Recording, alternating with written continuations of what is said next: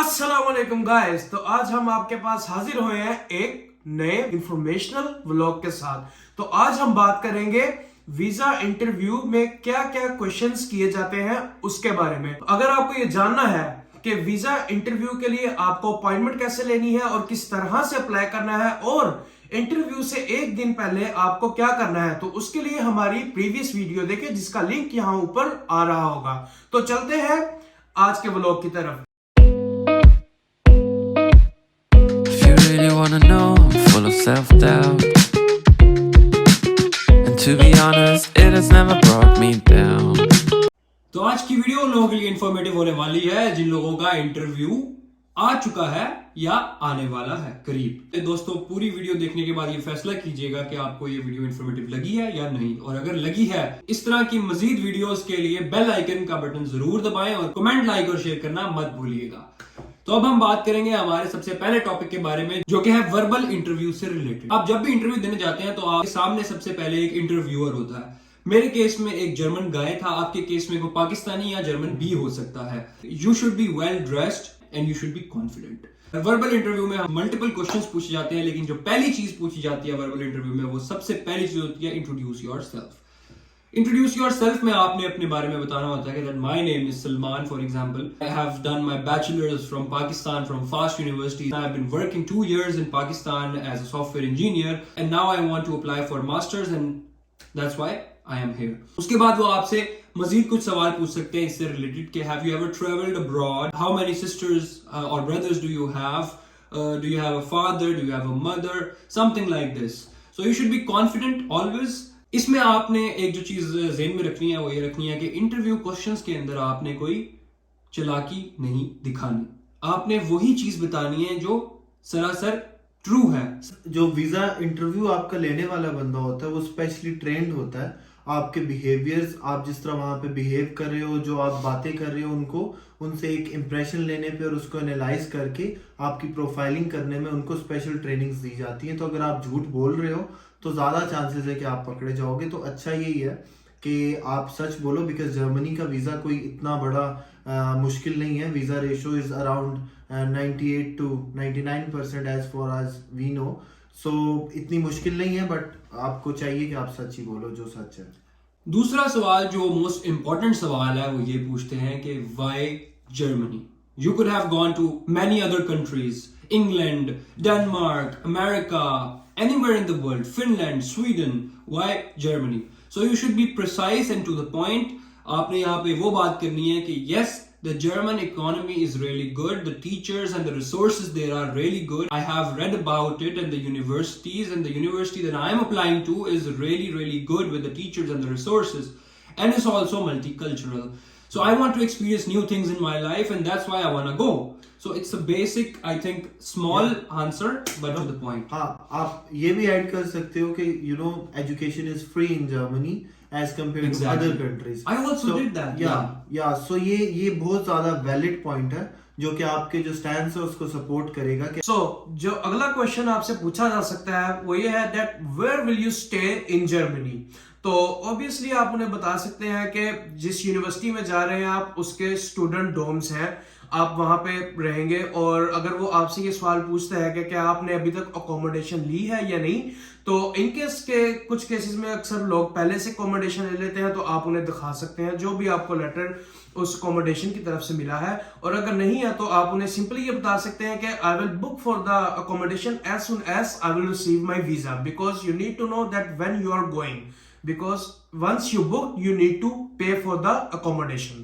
Next question could be कि how did you know about Germany, या आपको Germany के बारे में कैसे पता चला? तो आप सिंपल सा आंसर है, आप बता सकते हो कि मैंने इंटरनेट सर्च की है, मेरा कोई दोस्त पहले से वहां पे स्टूडेंट है, मेरा कोई रिलेटिव वहां पहले से पढ़ रहा है, या फिर मैं खुद से देख रहा था कि दुनिया में एजुकेशन सिस्टम कहाँ पे अच्छे हैं और कौन से अफोर्डेबल हैं, तो जर्मनी टॉप पे आया, या लिविंग लाइफस्टाइल जो स्टैंडर्ड है वो कैसा है, कल्चर कितना अच्छा है। तो ये सब चीजें आप मिला के एक कॉम्प्रिहेंसिव आंसर दे सकते हो जिससे आपका स्टैंड प्रूव हो कि आप जर्मनी ही क्यों चूज कर रहे हो। So नेक्स्ट सवाल उनका टू द पॉइंट होता है और बिल्कुल एक बेसिक क्वेश्चन है, वो है कि which programme are you studying there? So आपने इसके बारे में, अपने प्रोग्राम के बारे में मेरी जो राय आपको है वो ये है कि आपने अपने प्रोग्राम के बारे में अच्छे से पढ़ के जाना है। ऑब्वियसली हम में से भी काफी लोग ऐसे करते हैं कि हम अप्लाई कर देते हैं मल्टीपल यूनिवर्सिटीज के अंदर और हमें नहीं पता होता कि हर यूनिवर्सिटी इन डिटेल में कौन सा प्रोग्राम ऑफर कर रही है, कोर्स आउटलाइन क्या है और क्या अपॉर्चुनिटीज हो सकती हैं हमारे लिए। तो हम लोग ऐसे ही अप्लाई मार देते हैं और उसके बाद हम जब इंटरव्यू की बारी आती है फिर सोचते हैं अच्छा आप कौन सी यूनिवर्सिटी में अप्लाई कर रहे थे और उसका कोर्स आउटलाइन क्या थी। तो जिस तरह मेरे केस में मैं ऑटोमोटिव सॉफ्टवेयर इंजीनियरिंग कर रहा हूँ यहाँ पे, तो मैं उन्हें सिंपली बताता हूँ कि I am doing automotive software engineering from this university.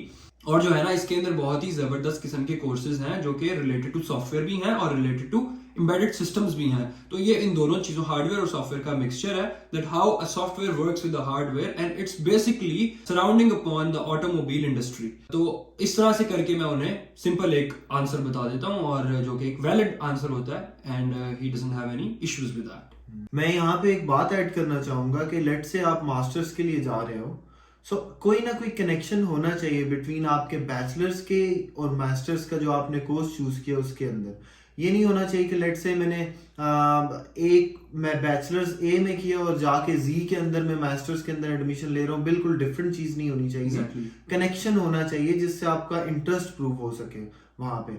Next question is why did you choose this course? आपने ये कोर्स क्यों चूज किया? आपके पास और भी कहीं ऑप्शंस थी, यही क्यों? तो ऑब्वियसली यहाँ पे भी आप यही उन्हें बताएंगे कि आपका इस कोर्स का और आपकी प्रीवियस स्टडीज का क्या रिलेशन था। For example in my case मैंने वेब इंजीनियरिंग में एडमिशन लिया और जब मेरे से उसने यही सवाल पूछा और मैंने उसे बताया कि मैंने अपनी बैचलर सॉफ्टवेयर इंजीनियरिंग में की थी और इसके अलावा मैंने जॉब की जो कि मैंने वेब इंजीनियरिंग के फील्ड में ही की थी एज अ वेब डेवलपर। तो मैंने उसे बताया कि मेरा एक्सपीरियंस भी इसी फील्ड में है और मेरी स्टडीज भी इसी में है, इस वजह से मैंने इस डिग्री को प्रेफरेंस दी। तो आपने कनेक्शन लाजमी शो करना है। एग्जैक्टली। नेक्स्ट क्वेश्चन आपकी यूनिवर्सिटी से रिलेटेड होता है कि आपकी यूनिवर्सिटी का नाम क्या। ऑब्वियसली आप अप्लाई कर रहे हो, आपको पता होना चाहिए आप किस यूनिवर्सिटी के लिए अप्लाई कर रहे हो, वो किस सिटी में है, ये भी आपको पहले से पता होना चाहिए। और वाई दिस यूनिवर्सिटी आप जरूरी आपको पता होना चाहिए। आप लेट से कह सकते हो इनकी फैकल्टी अच्छी है, प्रोफेसर्स अच्छे हैं, इसकी रैंकिंग अच्छी है, वो आप इंटरनेट से इजीली आपको इन्फॉर्मेशन मिल जाती है। तो 3 सब क्वेश्चंस हैं जो कि एक साथ भी पूछे जा सकते हैं, अलग अलग से भी पूछे जा सकते हैं। सो इनका आंसर इजीली आप इंटरनेट से फाइंड करके वो याद कर सकते हो। उसके बाद जो एक आपसे मेजर सवाल किया जाता है वो है कि आपकी एस्टिमेटेड ट्रैवल डेट क्या है, या फिर एक और सवाल किया जा सकता है यहाँ पे कि आपकी जो यूनिवर्सिटी स्टार्टिंग डेट है वो क्या है। तो इसके अंदर आपने बहुत ख्याल करना है कि आपकी यूनिवर्सिटी की जो स्टार्टिंग डेट है वो आपको पता हो कि फॉर एग्जांपल मेरी यूनिवर्सिटी 10 अक्टूबर को विंटर क्लासेस स्टार्ट हैं, तो वो 10 अक्टूबर को ही स्टार्ट होनी चाहिए और मैंने बताना भी उनको यही है कि 10 अक्टूबर को स्टार्ट है, ताकि वो आपको वीजा उससे पहले ही दें और आप इजीली वहां पे ट्रेवल करके अपनी क्लासेस से पहले यहाँ पे आ जाए। दूसरी एक ये चीज होती है कि आपसे वो पूछते हैं कि आपकी एस्टिमेटेड ट्रैवल डेट क्या है, मतलब आप कब जाना चाह रहे हैं। एक तो आपकी क्लासेस कब स्टार्ट हो रही है तो अलग हो गया ना, एक पूछ रहे हैं आप कब जाना चाह रहे हैं बेसिकली।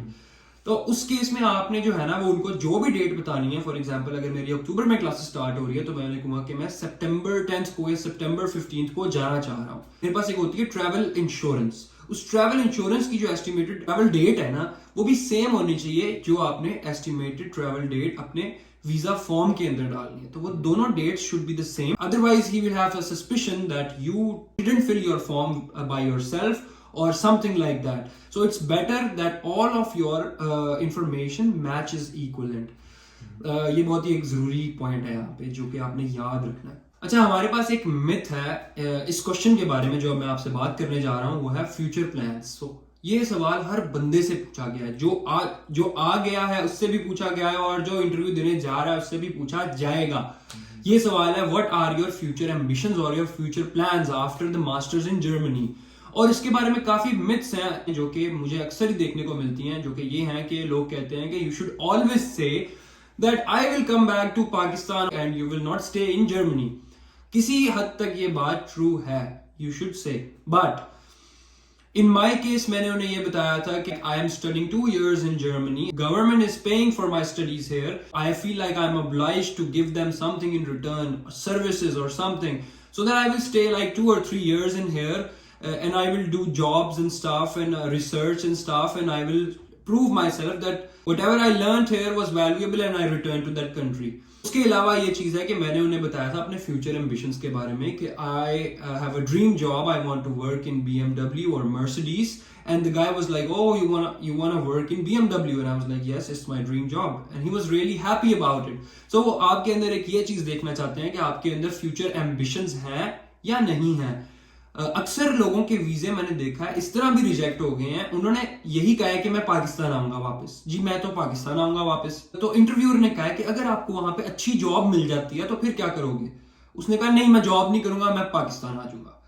उसने दूसरी दफा ये सवाल फिर से पूछा है कि आपको अच्छी जॉब मिल गई है, एक सेटल लाइफ मिल रही है, आप फिर क्या करेंगे? उसने कहा नहीं, मैं तो पाकिस्तान आऊंगा।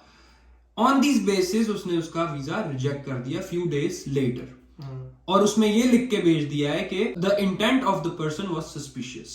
20 साल से इंटरव्यू ले रहे हैं वहां पे, उनको आइडिया है कि जो जाता है वो एक बार वापस नहीं आता आराम से, तो उनको पता है इस बात का कि जो जाएगा ऑब्वियसली वो अपॉर्चुनिटीज को देखेगा। तो अगर आपसे वो इस तरह से क्रॉस क्वेश्चनिंग करते हैं कि अगर आपको एक अच्छी जॉब मिलती है तो क्या करेंगे, तो यू शुड से कि मैं वहां पे जॉब करूंगा और कंट्री को जो सर्विसेज हैं वो वापस रिटर्न करूंगा, जो कि उन्होंने मुझे एज अ फ्री स्टडीज के अंदर उन्होंने मुझे अकोमोडेशन दी थी यहाँ पे। तो I think that's a really good answer. Obviously German government भी जो है वो स्किल्ड वर्कर्स को बड़ा वैल्यू करती है। आप जब यहाँ पे काम कर रहे होते हो तो ऑब्वियसली आप कंट्रीब्यूट कर रहे होते हो, टैक्सेस दे रहे होते हो।